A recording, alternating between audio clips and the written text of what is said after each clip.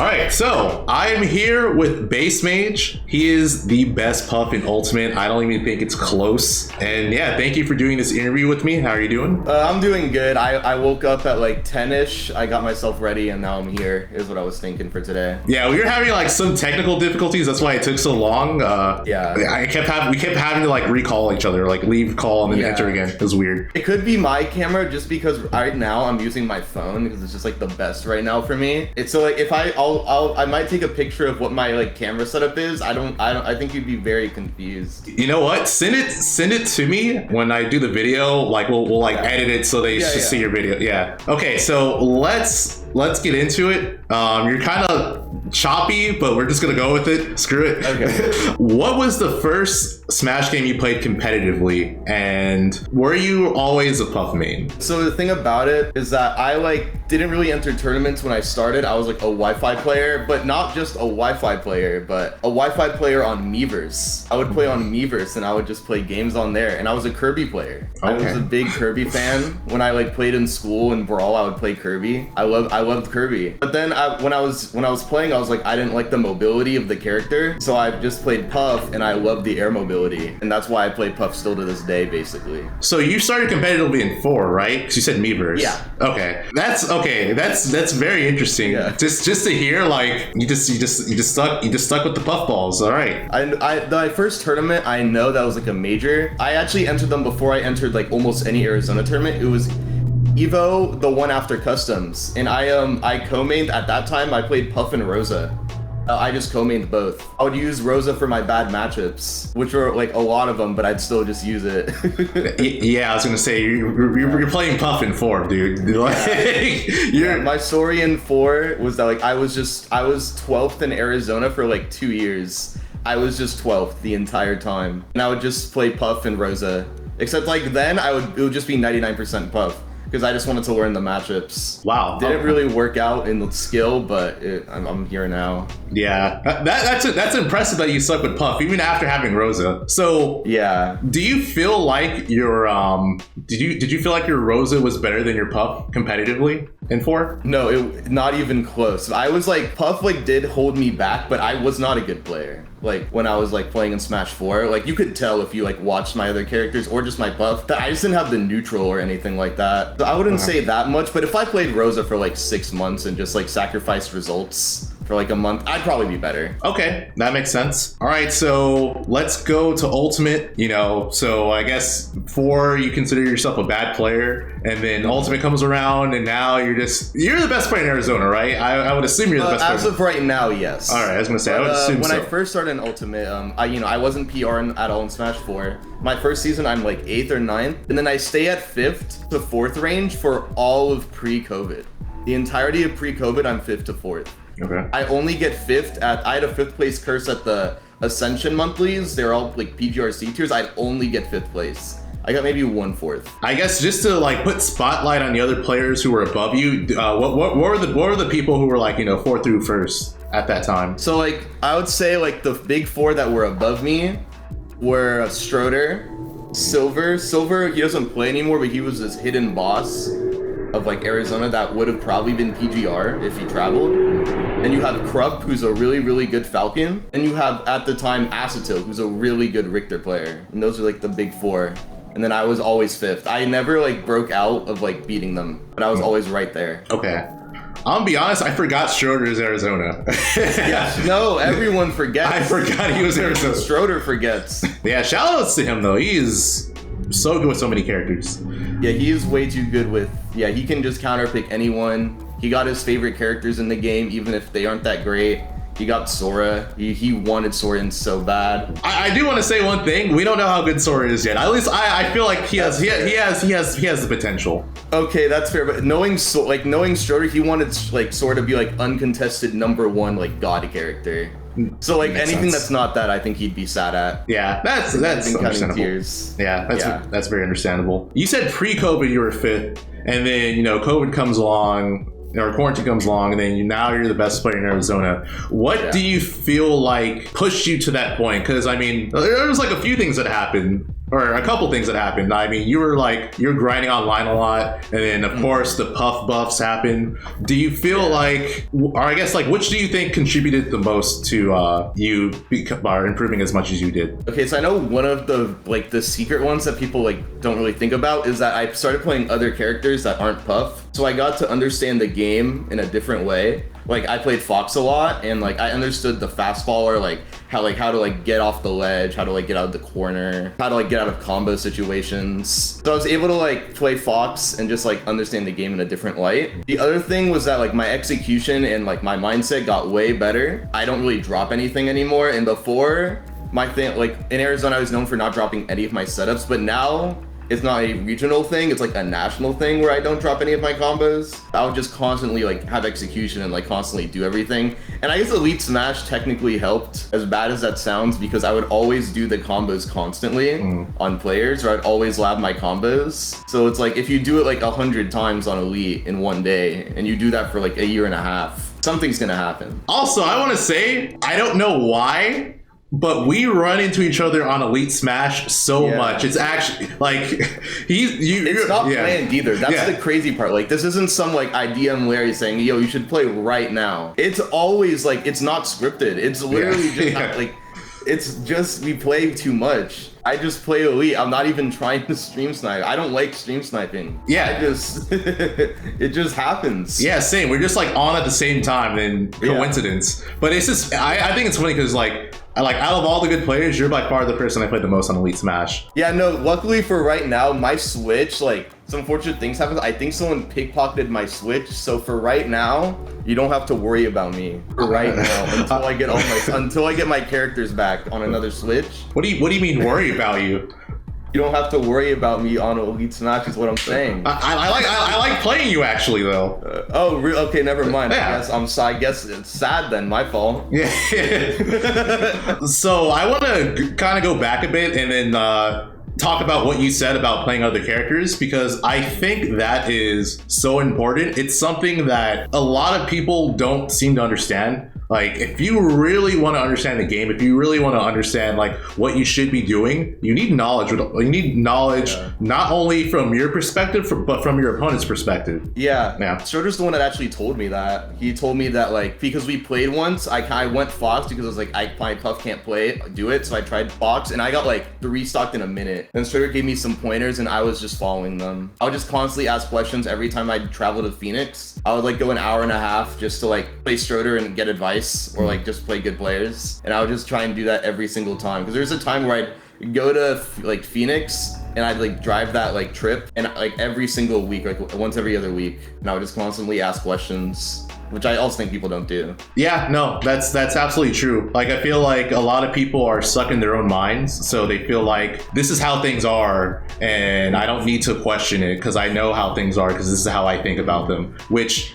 isn't true. Like, even if you don't agree with someone, I think it's good to get the perspective of other people, because there could be something that you find that kind of changes the way you think. You're like, oh, wait a minute, maybe I am wrong. And I think like there's nothing bad about being wrong. Most people are wrong about something. No, I think everyone's usually wrong. Yeah, like that's just how it is. Yeah, especially in a game like Smash. Yeah, absolutely. So yeah, don't be afraid of being wrong. Learn more characters. Even if you play who you play, like you should be trying to understand everything. I wanna ask this. So you play Puff. You play Jigglypuff. Why are you playing Puff in Ultimate? Look, it's just when I started playing like Ultimate and things like that, I just went from Smash 4 Puff to Ultimate Puff. The character was significantly better. The character, I think, pre-patch Puff would still be bottom 5, bottom 10. But that is so much better than Smash 4 Puff. It's insane. I just like was playing the character and just had fun, and I was just improving. I know like a lot of people I know like the biggest one, the Buzz keeps telling me to play Fox and to just play Fox forever, but I just keep playing Puff and I don't know why myself. Well, there are times where it's like, maybe I just should just play Fox, but I just enjoy playing Puff, and I've been developing a lot of the stuff, and it's nice to just like, it's not nice that I don't have any VODs to watch with the exception of like one player, but it's still nice to just like be that person.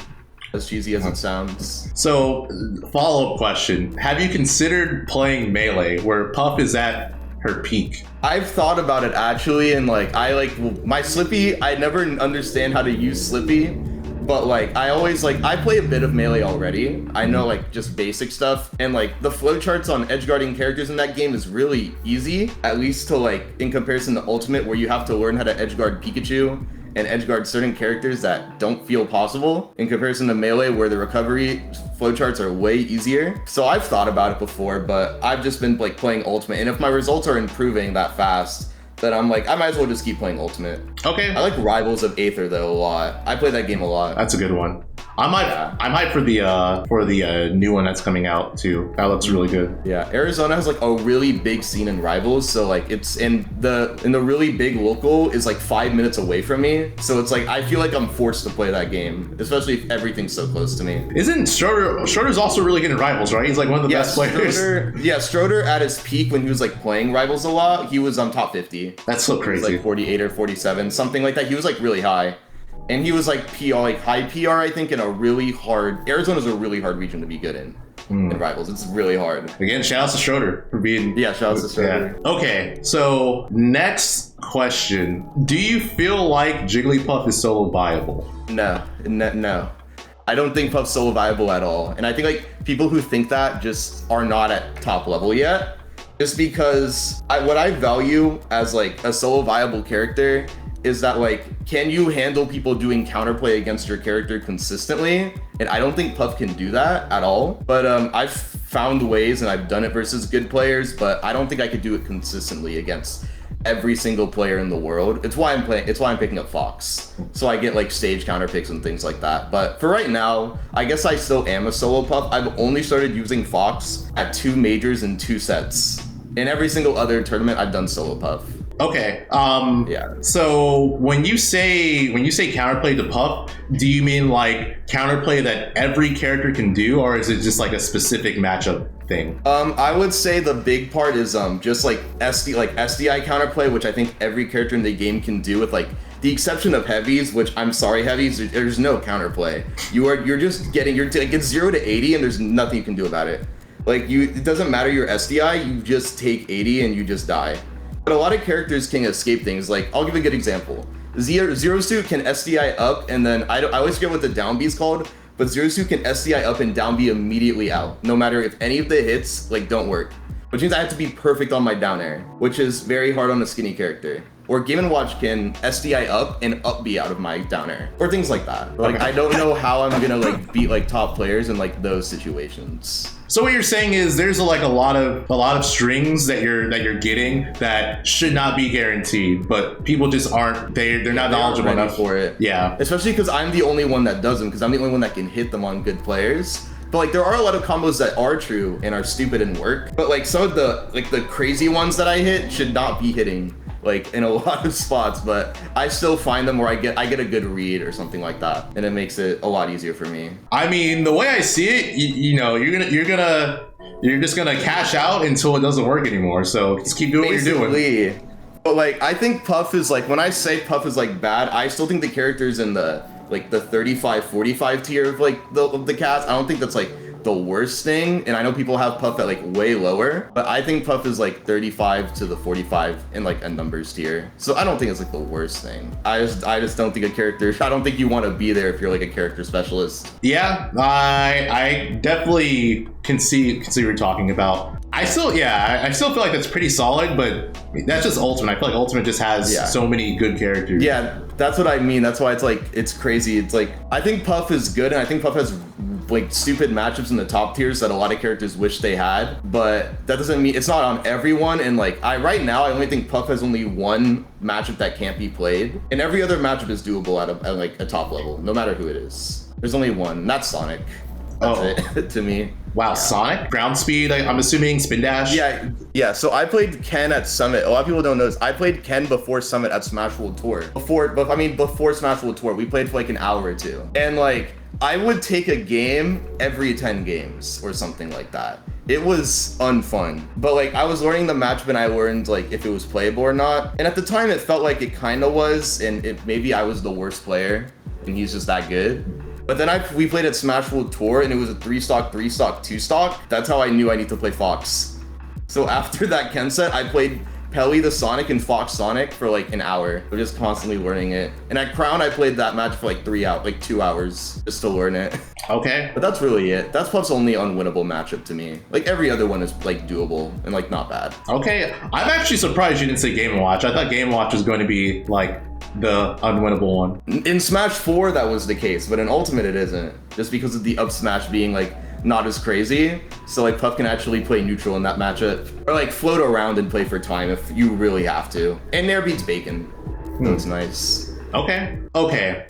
So the buffs that Puff got, what do you think was the most significant for her? I've said this a lot, but like on like Summit stream or just like when people interview me, but it's always forward throw. Forward throw is just broken. It's like a move that was way too overtuned, and it's such a good move. It just like kills characters at 20, and it doesn't matter who you are, except if you're like 3 characters. But I can even edgeguard Pac-Man with forward throw because of the angle. Like it's that up. Okay, wow, that's pretty nuts. Like I thought for sure you're gonna say jab, because I feel like jab gives you so many combo extensions. Jab is good, and it's probably the second best or third best comparison to the downer buff, but it's just forward throw is so good. Like it's the only reason why like the Min matchup is like plus like 10 for Puff. Because the angle sends at a bad spot, so like Min just can't recover, or like tether characters can't recover against that, no matter who you are. Even Joker has a hard time, and he has god air mobility, like off stage, so it's hard to catch. And even you can catch that with Puff. Okay, no, I mean, the way you're explaining it, it totally makes sense, because you're just putting your opponent in like these horrible edgeguard situations. I always say like with Chrom, no matter what percent Chrom's at, he's always at like a coin flip on dying, no matter the percent. And there's a lot of situations where that's the case, where you just get a coin flip kill, where if I guess right, you die, and if I don't, then I'm on the ledge. Well, like I'm ledge trapping. Yeah. I mean, you pretty much proved that when you played Lavish. That was like... Yeah, that was... that matchup is... And that was when I was not great at edgeguarding Chrom. I actually got a lot better at it after that set. So I know I know it way better. Because Chrom was actually a problem matchup for me, because I didn't understand how to edgeguard the character. But then I learned that I could just press the A button, and that's it. There's nothing else. And then that's it. You just have to push that big A button. That's crazy. Sometimes it's a little more than that. You gotta drift the A button, but that you just press it. And I didn't realize it because everything else is usually complicated. Yeah. The least. It's literally it. Like I wish I was exaggerating, but you literally just press the A button and Chrom's dead. Yeah, it's just funny because you're like, yeah, I didn't know how to edgeguard, but then I realized I just had to throw out a hitbox. Yeah, that's literally it. Yeah.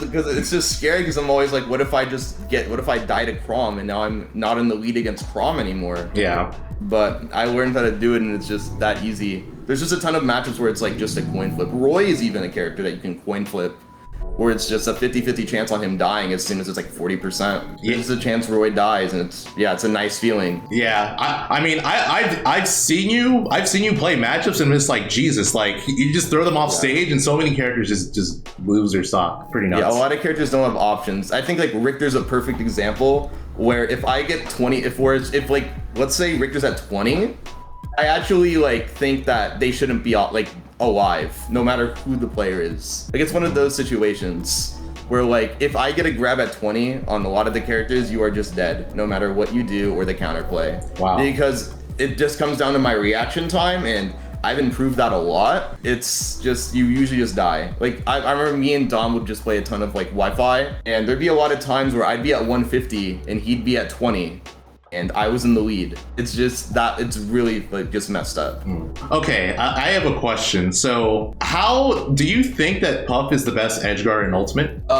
What I've described it as is that Puff is 100% risk and 100% reward. So if you mess up your edgeguard, then you're on the ledge at top, like versus top level players with a frame 4 air dodge and not the best stuff in the world, like getting off ledge. So you could just die if you f up because you're on the ledge constantly, but if you hit it, they're dead. So in a way, yes, but I would say Pikachu and maybe Lucina are better edgeguarders because the risk that they have is way less than Jigglypuff's. So it depends on what you value. Okay, yeah, no, I get what you're saying. So pretty much, if Puff's ever in a situation where she can get the actual hit, she will almost always like take the opponent's stock. But yeah, because of her stats and like her fall speed, I feel like also comes into play because it's hard to land. Her fall speed is it's hard to land. Like there's mix-ups that I found out, or just like things you can do to make it easier. But it is still very hard to land versus like really good players. Her air drift is amazing, so it's not as bad as people say, but it's still a weakness. Yeah, no, I agree. Yeah, no, that totally makes sense because it's like it's really good, but it's not consistent in some cases. All right, I think I have one more question for you. So let's say, they announced patch 14.0. and you could choose what they buff on Puff. What would you want to be improved?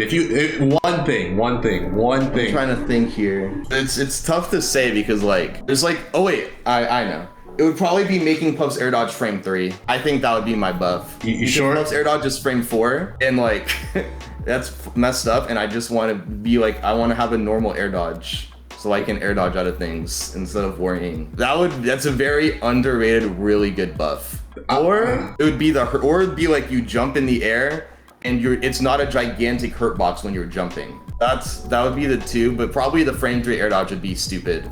But I would take it. I would just let it happen. Okay, I'm pretty surprised because you picked very conservative buffs. I feel like I thought you were gonna say something like, make her heavier or make her. I mean, that's a good one. But like, I just want my character to be like everyone else. That's all I want. Like when I jump, my character is twice the hurt box. I just want to have a nice hurt box like everyone else.